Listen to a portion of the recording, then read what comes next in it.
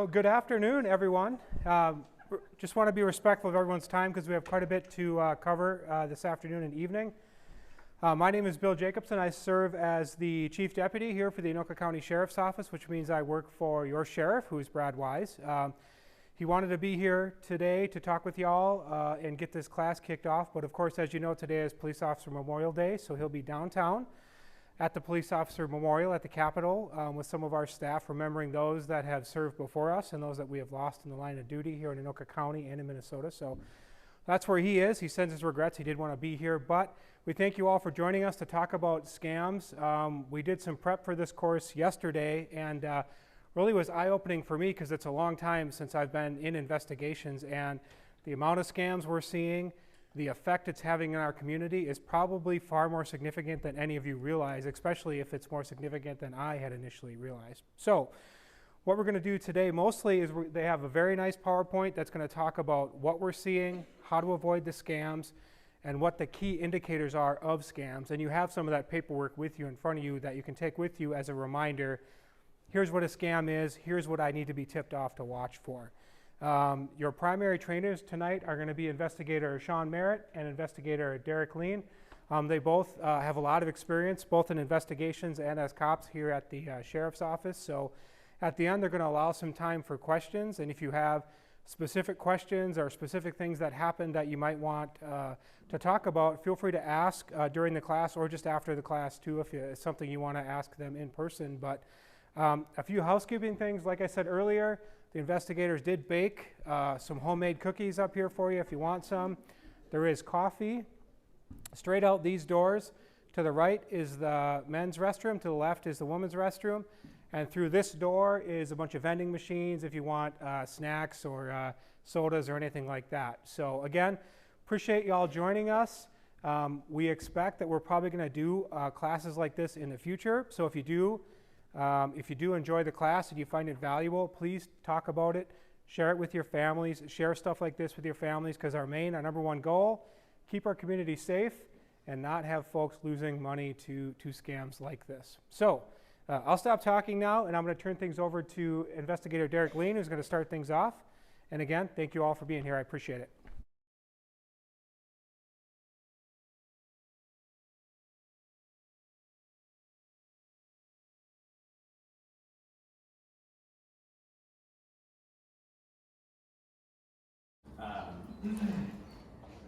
Some of the statistics, so this is from the FTC's website, so this is 2023's kind of snapshot. So consumer reports that about $10 billion was lost to fraud, and again, it's only the people that reported it, right? So there's a lot of people that don't go to the FTC website, or it's not reported or documented, or they're too embarrassed to report it, right? Because they felt it was a scam. They probably thought that they would never fall for something like that, but they did.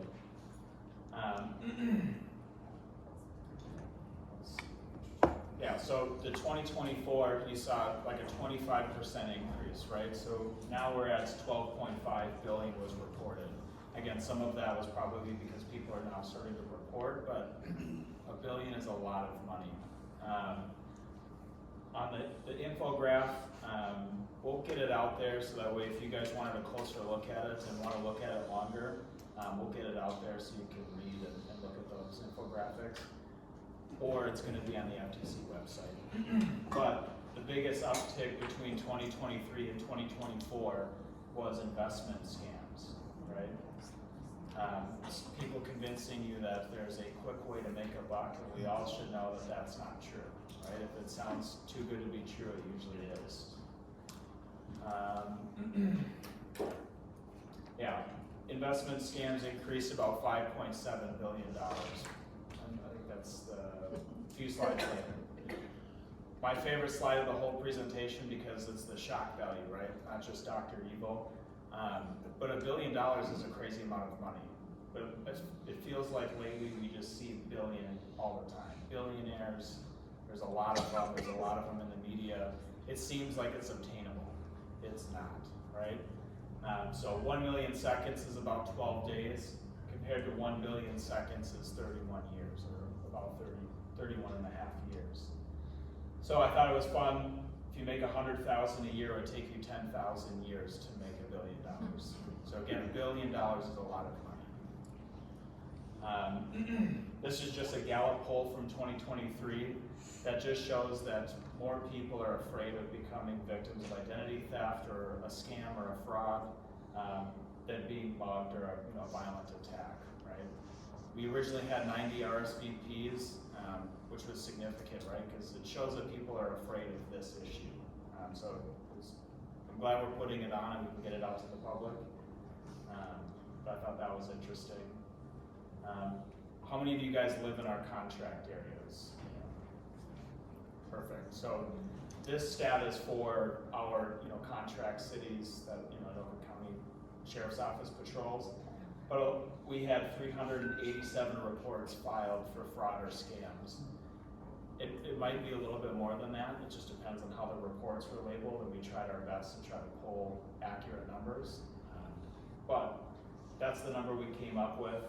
And we'll kind of go through examples on what those reports are, kind of give you how they do them, stuff like that.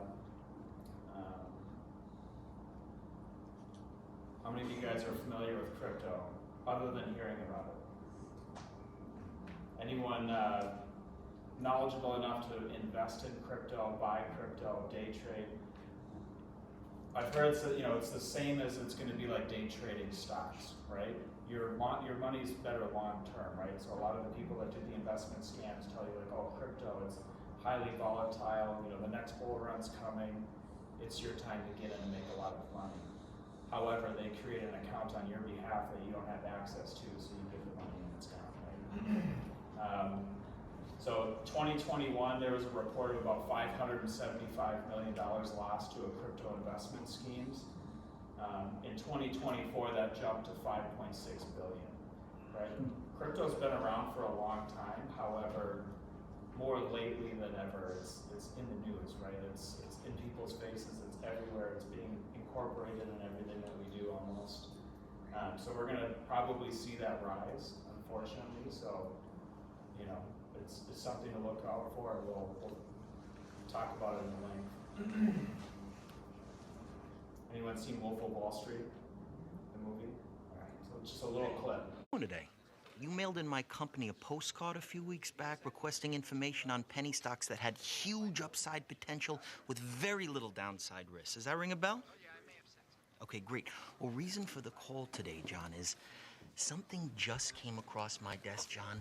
It is perhaps the best thing I've seen in the last 6 months. If you have 60 seconds, I'd like to share the idea with you. You got a minute? Actually, I'm really very Name of the company, Aerotine International. It is a cutting-edge, high-tech firm out of the Midwest awaiting imminent patent approval on a next generation of radar detectors that have both huge military and civilian applications. Now, right now, John, the stock trades over the counter at 10 cents a share. And by the way, John, our analysts indicate it could go a heck of a lot higher than that.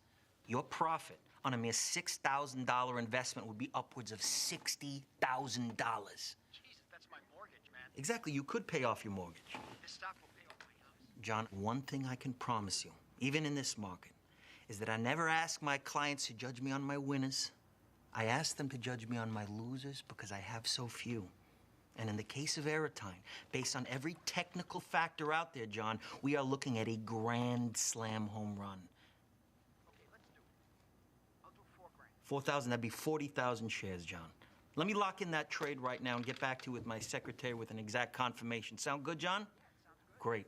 Hey, John, thank you for your vote of confidence, and welcome to the Investors Center. Yeah, thanks a lot, man. Thanks. Bye-bye.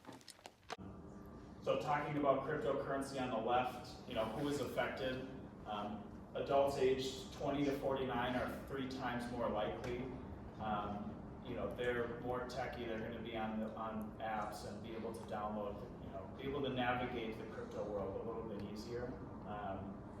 People in their 30s reported 35% of their reported fraud losses, or reported fraud losses were in cryptocurrency. On the right side, it just kind of shows the different age groups on what what scams are happening, what fraud is being done, right? So online shopping, a lot of that is going to be Facebook Marketplace, and we'll have an example of that. Usually a younger crowd. business imposters. Investment scams, again, are more likely going to be the younger adults, not always. And it just kind of goes down and just breaks that down. Again, 43% of adults aged 20 to 29 end up losing money in a fraud case, compared to only 22% of seniors, fall for the fraud case. The difference between, younger versus more seasoned is monetary loss, right? More seasoned is going to have retirement accounts, savings accounts, larger sums of money that the younger people don't, and that's where you see that big increase or difference in loss. The ways that they contact you, right? I'm sure you guys have all gotten emails, texts, phone calls, mail. I don't remember who brought it up. Somebody had, yep. You're going to get it in the mail. It's all designed to kind of confuse you and get you.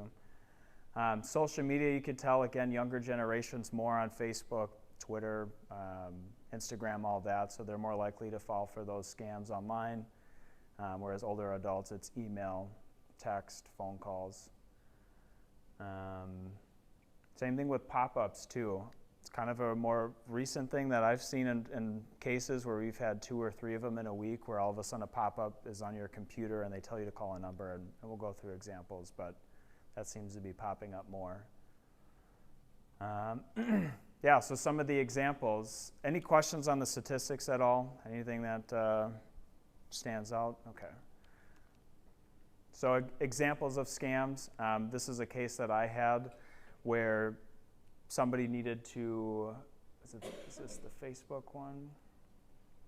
Oh, it's Amazon. So this lady ended up getting packages sent to her house. She says, this wasn't me.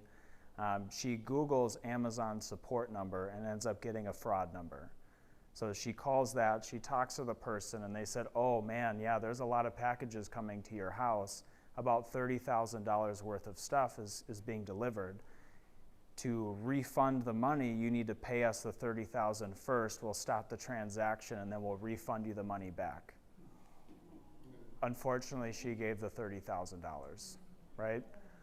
And that was just Google, right? We all do it. If we need to get a hold of a company or even a bank, we always Google the number, right? It's always not safe, right? Same thing with Facebook. An elderly gentleman went to a service provider store, got a brand new phone. He didn't understand that you can go to like an Apple store, a Play Store, and re-download Facebook and just log in. So he couldn't figure out how to transfer Facebook from the old phone to the new phone, so he Googles Facebook support, calls that number, and they said, oh, well, it looks like your account was compromised. We need you to transfer $9,000. I think it was your bank accounts, he had $9,000 in his bank account. We need to protect that money. I need you to transfer it. And he did, and he lost $9,000. Yeah, he went through PayPal, then he was going to secure it in Bitcoin. Again, he thought that was going to be safe. However, their phone conversation went, they convinced him that Bitcoin was the safest way. Investigating cryptocurrency, since we've got the first one up, it's really difficult. And I won't go too deep into the weeds because it's really complicated for even us to understand sometimes. But basically, how it works is, let's say this guy's out the $9,000, it gets transferred into Bitcoin. Well, that $9,000 got deposited in what's called a cryptocurrency wallet. It's like a 26-digit code of numbers, letters, and that's considered his wallet. Well, for us to track it, we need to make sure that it's on a U.S. exchange. So like Coinbase is one of the bigger exchanges, right? If that money's not in Coinbase and it's in a foreign exchange, foreign companies aren't responding to local letterhead. They see an Oka County Sheriff's Office and they probably put it in the shredder and they're like, well, we don't have to respond to you, right? The second way they store cryptocurrency is called a cold storage wallet, which means that it's your fake internet money is now offline on this, it looks like a flash drive, right? It's completely anonymous. So If we wanted to write a subpoena to like a company, it's called Ledger, is a cold storage wallet. If we wrote a subpoena or a search warrant to Ledger and asked for this account holder's information so we can try to prosecute a crime, they won't know. They have no idea. It's completely anonymous. So now we have to wait until that money gets transferred into a US exchange and then hope we get it in time to be able to write paper on Coinbase to get that account holder information. So if that's not confusing enough, I mean, it's crypto, right? So it makes it almost impossible for us to search it. And there's software and programs to be able to trace it and track it. It's a lot of money, right? Companies don't design and make it for free. So unfortunately, we don't have that yet. Facebook Marketplace scams. How many of you guys are shopping on Facebook Marketplace? A few, right? So this one, he wanted to buy Pokemon cards on Facebook Marketplace, right? So he sends on Venmo, which is an internet money wiring service or an app, sends the $130 or it was $65 for the cards. Well, then the scammer says, hey, that payment didn't work. I need you to cancel it and send it again, but make it quick. So the guy goes to so Venmo, he sends the $65, goes to cancel the transaction and sends another $65. And then at that point, the scammer stops talking to him. Because now Venmo has already sent $130 over before it could catch up that you canceled the transaction, and that person withdrew the money and it's gone. This one, right, it's a misdemeanor level crime. It's only $130. But I ran it to the end, and that person was in New York, and I mailed him a citation. But we all know that he's not going to come to Minnesota to respond to a citation, right? So again, that money is gone, unfortunately. Same thing with Morgan Wallen tickets. I've had 2 cases. I don't know why it's Morgan Wallen, but they sell them for cheap, right? You've got floor level seats. They're selling them for $200 for 4 tickets. If you've ever been floor level, you know they're going to be a lot more expensive than that. Same scenario played out, right? The money was gone.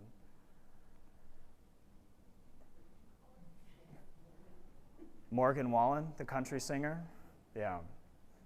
Not saying that he's involved. I'm just saying it seemed like he comes to US Bank Stadium and now we get these scam reports. Some more examples: a romance scam. Unfortunately, we do get quite a few of these ones. But basically, these people are on dating sites. You match or you connect with somebody online. You create this relationship, and then they convince you to either invest or that they're a celebrity. They're sending you pictures next to a jet, and that they're falling on hard times. Their bank accounts are frozen, etc. They feed you this lie and this story, so you start sending them money because you're in this relationship, right? They're like, oh, I would love to see you, but I don't have money. Okay, so you send them a few $1,000s, like, oh, my car broke down, I can't get there, I broke down in Chicago. So then you send them more money. This one, she met this guy online, and then over 2 years, she was groomed into thinking that they were in this relationship, right? There was always an excuse why they couldn't meet, all that. About $22,000 she lost in 2 years. However, this one's just a little bit different because basically they used her as like a money mule, right? So they told her to create a Coinbase account, which is cryptocurrency, and he was funneling stolen money through her cryptocurrency account and then sending it out, right? So then all of a sudden, she's getting phone calls from banks, other agencies all over the country saying she's a suspect in this fraud and all these scams. And she didn't even really understand what cryptocurrency was. And that's when she finally called us to let us know that she was involved in a scam and that she had lost $22,000. I think there's another one. Yeah, so this one, again, male meets a female on a dating website. She said that she had a broker friend that made her rich. This is the one where she was sending pictures of yachts and luxury cars, and it was her by the cars and other photos. And He ended up sending her about $110,000. This one, again, transferred through crypto. Oh, and he also took out a second mortgage on his home because he thought he was in this loving relationship, right? And this was secure and safe, when in fact it wasn't, unfortunately. You know, the romance ones are elaborate, right? They shotgun it out, and they maybe get one. It's lonely, looking for companionship. They kind of take advantage of that. They get emotionally invested with the person, and then, you know, convince them to do stuff like this. So, the wrong number scam is kind of like romance, because we have an example like that. But I think you showed what was the text message you showed back there? It was from Mark Zuckerberg. Oh, well, he's not falling in love with you then. Oh, sure. I get these all the time. We've got a couple cases where it's like, hey, Eli, it was so fun having lunch with you. Let's get dinner. Well, I'm in a very committed relationship, and I know that I wasn't hanging out with anyone but her that day, so I knew that was a scam, right? We had a gentleman just recently that got the same text, right, saying, hey, you know, so-and-so, it was nice meeting you, we should get drinks. He responded saying, nope, I think you have the wrong number. Well, they continued to text back and forth. She says, you sound fun, we should be friends, blah, blah, blah. Unfortunately, he invested in crypto and lost about $155,000. It wasn't until family intervention that he realized that he was being scammed. So, again, it's a lot of money. I believe I'm going to turn it over to my partner here. Thanks. Yeah. I'm Sean Merritt. Working with Derek Lean in investigations. We thought this was important. It was kind of touched up on the front that to get this kind of information out there, because I would say in 12 years of investigations, the past 2 years have been the worst I've seen with scams like this. I mean, it seems inundated. We're flooded every week. There's a new report out of our areas that we investigate. So trying to get it out there so you can share with people, maybe get some pointers yourself and things to look for. So one of them, and I had a case like this just recently, I'm still working on, Publishers Clearinghouse scam. Suspects call up, they message or the email, and they say, okay, you've won this amount of money. Hey, you got to cover the taxes on it. You pay it now. Pay the taxes now, and then we'll get you the money. And of course, in this case, it was the person was told they won $18 million, claimed to need to send $13,000 to pay for the insurance of the transaction, and the victim sent $13,000 worth of gift cards to the scammers. A lot of times, scammers are going to ask you, "Hey, you can just send me gift cards." Why? Because it's untraceable. Once you send them a gift card, we don't know who bought that gift card. We can't show. Even in gift cards we recover, we don't know where it was bought or who it was bought by or anything like that. They're kind of more untraceable. Overpaying, like saying you buy this item, pay this so much, but write it for more. In this case, the victim receives the checks for more than the sale price because they send these checks to the victim. They'll claim that it was an accident, so send it back to them in various forms, and sometimes then the victim gets notified by the bank there was a fake check. Well, at that point, it's already gone and deposited, already out of their account. Too much time has passed, because especially with everything that's happening electronically. IRS scams or SEC and FTC type scams. Suspects will call and claim they're from a federal or local agency, tell you owe money. A lot of times they'll threaten to, hey, we found inappropriate materials on your computer, even though they haven't. And they're afraid that they're going to put that information on their computer. So then they threaten the suspects to release that information and get it out to people. A lot of times even family or friends and things like that. So in this one case, from the FTC, they were claiming, said they had found inappropriate material on the computer. stated that if he did not pay $6,000 in Bitcoin, he would be arrested. The victim deposited the $6,000 into a Bitcoin ATM. Okay, a panicking type feeling, I'm sure, and thinking, oh, this is going to get out. There's going to be, even though it's not true, they got me hooked. I'd rather pay the money than run into being victimized in this way. But clearly, any agency or government agency is not going to ask you to pay for anything. You're not going to call you over the phone and say you have a warrant. There's a warrant for your arrest, but you could pay the bail now, $5,000. We don't call people and tell them we have a warrant. We go knock on the doors, right? So, utility bill scams. Suspects call, text, and claim to be from a utility company. They will ask for gift cards or crypto. They may ask for your bank account information as well. In this case, the victim got a text from Xcel Energy claiming the power will be shut off if they don't pay. Suspects advised the victim to go to the Dollar Tree and get gift cards. Victim hung up and called Xcel Direct. Bill was up to date. You can always hang up. What are they going to do, right? Hang up the phone. You're not sure. Call and verify like this person did. Xcel, is my bill, not up to date? Well, they find out, well, there's been fraud going around. A lot of times Xcel knows about it too, or other utility companies. Your loved one was in an accident or is in jail. Who's heard of this? Who's maybe have received an actual call that their loved one was in jail? A cousin, nephew, was in jail. Sounding like they claimed that they're in jail, they need bail, they're hurt, they're at the hospital, need to have you get money to them fast. In this case, it called from a local number.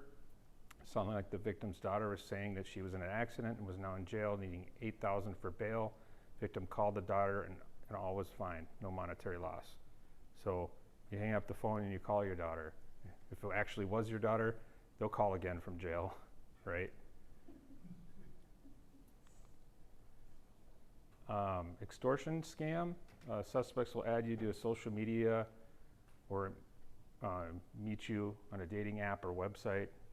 Conversation starts to get sexual. They'll ask for nude photos.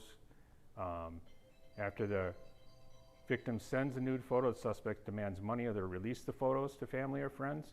And a lot of times they'll even mention the family or friend's name. Well, we can go on the computer, we can find names. All of us could look up, find relatives. You could pay $20 and get their whole relative history and stuff like that. Well, they'll even do that, and they'll get these names. So once they start telling you the names of these people, then you think, okay, this is legitimate, or they really know who they are. How are they going to get a hold? They're going to get a hold of my family or my friends. In this case, the female adds a victim on Instagram. The suspect sends nude photos and asks for the photos in return. The victim sends a full-body nude photo. The suspect immediately gets told if you don't send $900, they will send it to family members. Suspect had victim's parents' name and phone numbers. Now, this is one of my cases that the computer's being looked into. Maybe they can get some of that information because he used a computer and that's how the communication came through. Maybe we get something behind that. It's not known yet. Virus pop-ups. I had family that had the Microsoft pop-up. Who's had the Microsoft pop-up? You got a virus on your computer, call this number. No, shut down the computer right away. And that's a way to get past that. And then, if you have antivirus software, maybe run a virus scan or look into get antivirus software. But in that case, people call, and it was kind of mentioned before, they'll call and they'll claim that their computer is now compromised and they'll pay money. In this case, it was Microsoft, the victim's computer, advising them to call a number. When they called, the hackers took over the computer because they allowed remote access. And the suspect had told him to call a bank fraud number, and when he called the number, they advised him to empty his bank account and bring it to a Bitcoin ATM or keep it safe. The victim withdrew $50,000 in total, put into the Bitcoin ATM, where now the money's gone. Could I interject real quick Yeah. before we start that? How many of you guys have seen the Bitcoin ATMs? You see them at gas stations, at Cub Foods. They're bright yellow, say Bitcoin ATM. it'll give a story about a gentleman that fell for one of these scams. You know, the Bitcoin ATM laws have changed in Minnesota, so this last legislative session they had changed. You know, obviously we know that the Department of Commerce is here to protect us as consumers, and Minnesota is a consumer-friendly state. So they passed a handful of laws that limit the max amount that you can deposit daily. So hopefully we don't see these large numbers, but we've seen to where people are pulling out $60,000, $80,000 from 3 different banks and then going to 3 or 4 different Bitcoin ATMs and depositing them into those wallets, and the money disappears. So they've limited that. Now they have to put scam warnings on the Bitcoin ATMs. But basically, if somebody's telling you to dump money in a Bitcoin ATM, it's a huge red flag that it's a scam, right? But I just kind of wanted to give that brief clarification before we start watching a video about it. So. Welcome back to CBS Mornings, where we want to tell you about an alleged scam related to cryptocurrency that, like so many scams, targets vulnerable people. Authorities say that kiosks owned by Bitcoin of America, one of the nation's largest cryptocurrency ATM companies, were used by scammers to steal millions of dollars from victims. The company, its CEO, and 2 others are now facing more than 50 counts, including conspiracy and money laundering. The suspects pled not guilty yesterday in Cleveland, where authorities first brought this case. Jerika Duncan has been following it all for months and spoke with a Connecticut man who says he lost $20,000 to a scam involving Bitcoin of America, one of its machines. Jerika, good morning. Good morning to you, Tony. Now, crypto kiosks are popping up all over the country, mostly in gas stations or convenience stores. Now, due to loose regulations, police say they're becoming more popular with scammers who use them to steal money from people, and there's often no way of getting that money back. And you call this? Self, you know? In his 84 years of life, artist Joe Samuels never thought he'd fall victim to a scam. Has anything like this ever happened to you before? In my entire life, I would never. It was crazy. It put me in the hospital for a week. I've never been sick in a day in my life. In October of 2021, Samuels thought he was calling his computer company's IT department. During the call, he granted someone access to fix his computer remotely, and it worked. But a couple of months later, he says he got a call from someone claiming to be from the same IT department. He says they told him that they accidentally deposited $20,000 into Samuel's checking account and demanded he send it back through a Bitcoin ATM. And they're telling me, calling me, you got to pay us back, otherwise we're going to get the FBI. Fearful of what could happen next, Samuels did as he was instructed and deposited $20,000 cash into this Bitcoin of America kiosk, just blocks away from his apartment in Hartford, Connecticut. Days later, Samuel soon realized the scammers moved his own money from his savings account into his checking account.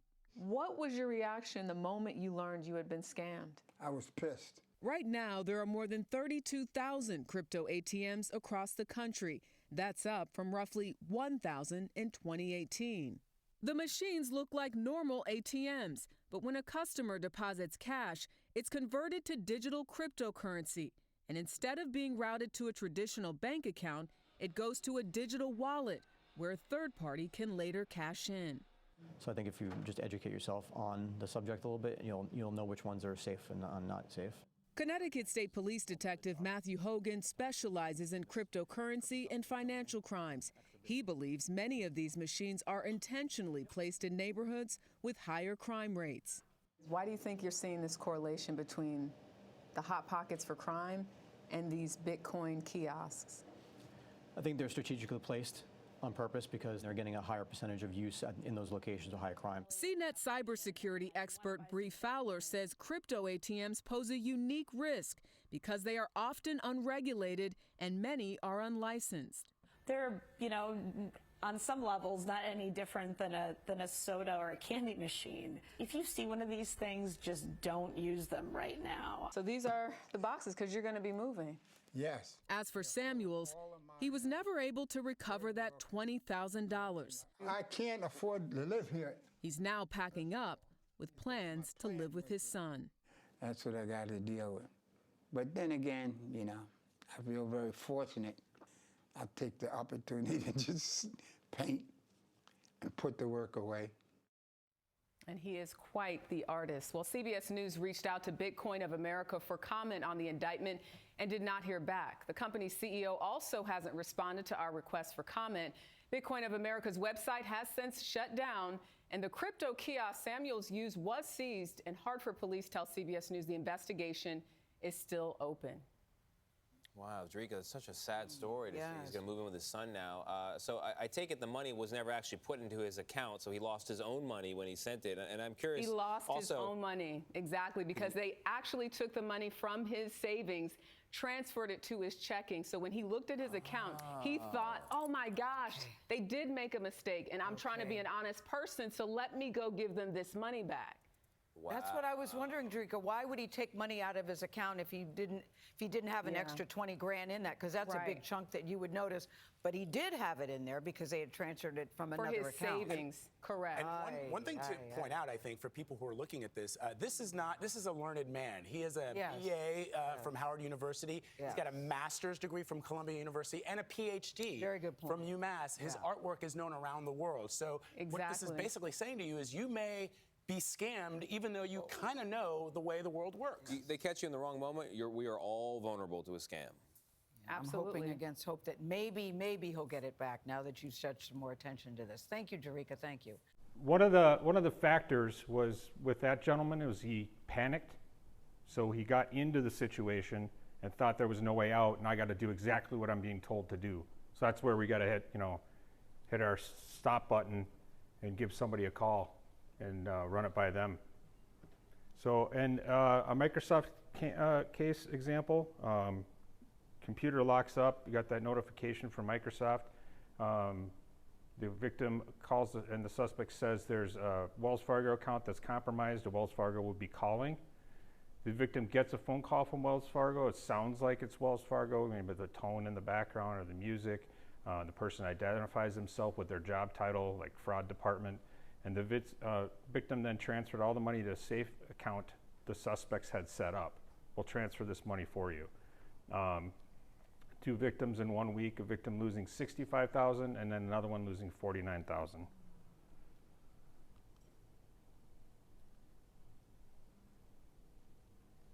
Matters if a crook scams you out of your money. Is your bank responsible for reimbursing you? Generally, that answer is no, but a class action lawsuit is challenging that. And Zach Myers is here with the latest on this discussion about scams in banks. Zach? Yeah, it can be frustrating for people sometimes. There are laws to protect consumers if their money is stolen, but it's different if you get tricked into giving your money away to a scammer. And that's really at the heart of this lawsuit against Wells Fargo. According to the complaint, a customer got a call from a woman claiming to be with Wells Fargo. She said she had spotted a fraudulent wire transfer out of his account, but she could stop it if he confirmed a 6-digit code, a confirmation number that she was texting to him. Well, right after he did that, he spotted a wire transfer for about $25,000 out of his account to an unknown account at Discover Bank. So after realizing he'd been scammed, the customer tried to get Wells Fargo to reimburse his money, which the bank refused to do. So now he and others are signing on to this class action suit to force the bank to reimburse the money they've been scammed out of.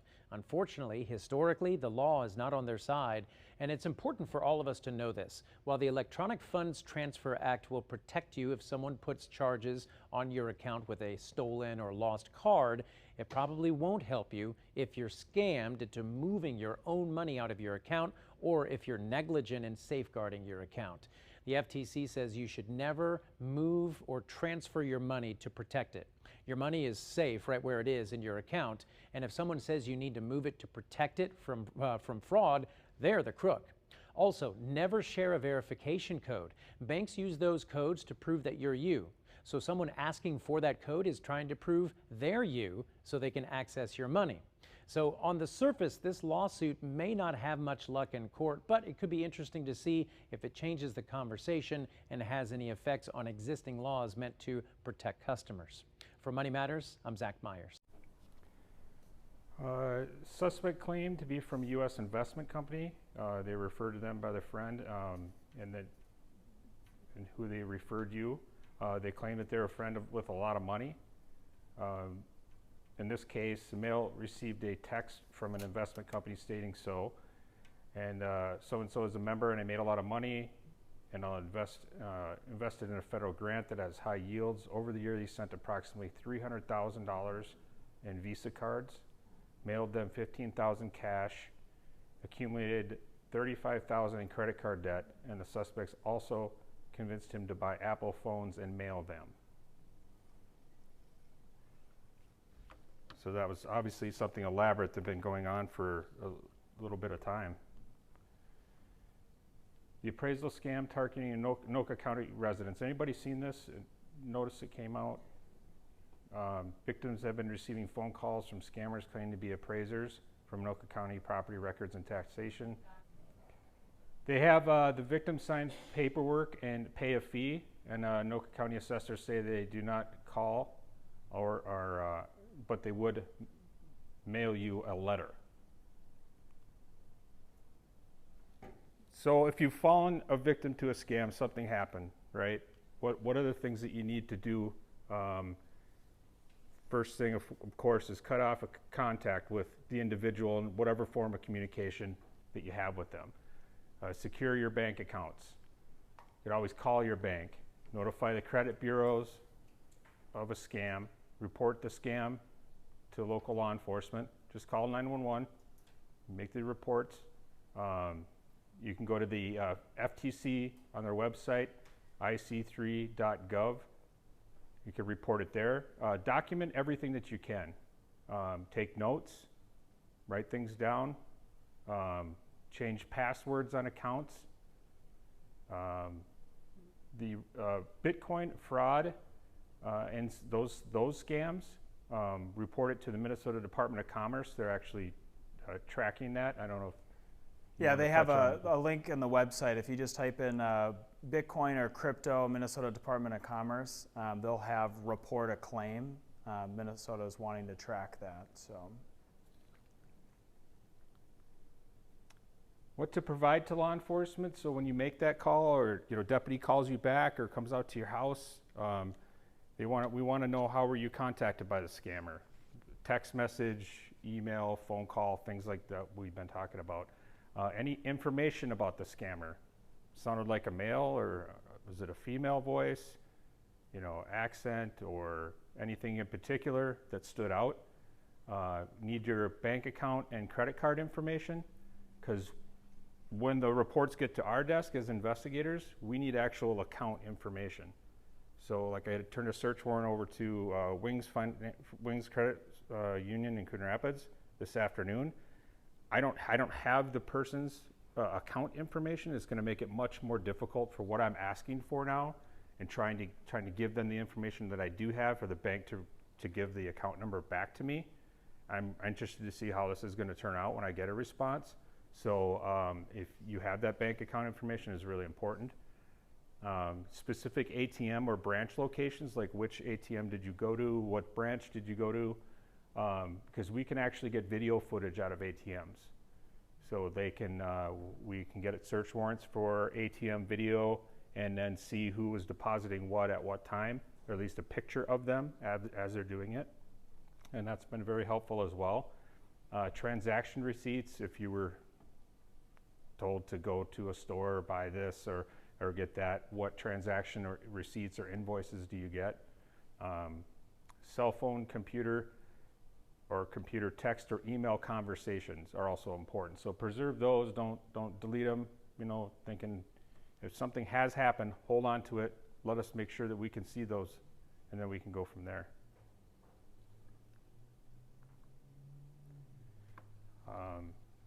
Don't wire money, use gift cards, cryptocurrency, or payment app to pay someone who has, especially when they say they're from the government, or anybody for that matter, from the banks. Banks aren't going to ask you for money over the phone. They're not going to ask you to transfer money, or can we do this? We got to cover this payment. Don't give your financial personal information to someone who calls or texts or emails, message you on social media or anything like that. Don't trust your caller ID. because I've had a case where it comes across Wells Fargo. Literally on his caller ID was Wells Fargo. That was part of the trick that he got, and he listened to it. He heard the music that Wells Fargo typically plays in the background. Person identified themselves from the fraud department from Wells Fargo. It's just their bank, as for example. And so it all added up to that person. They thought it was legitimate. Don't click on unexpected links or emails or texts.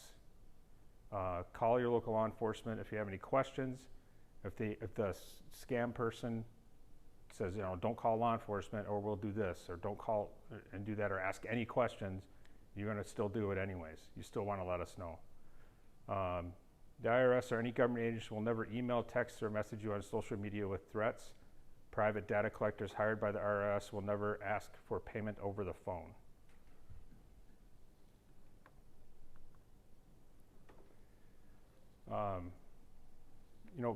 Verifying these email addresses.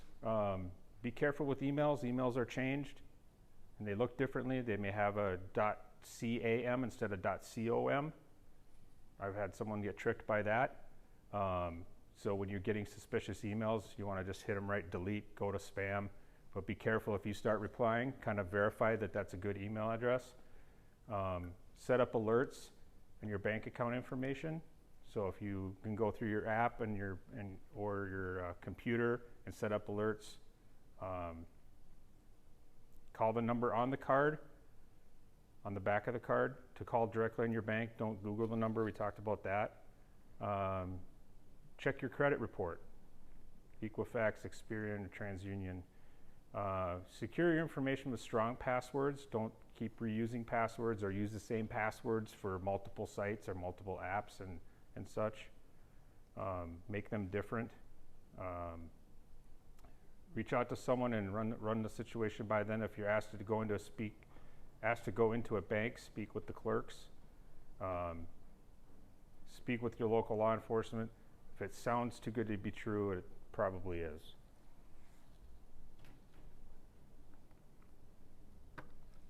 Now we could open it up to any questions you have for us that maybe we could answer for you.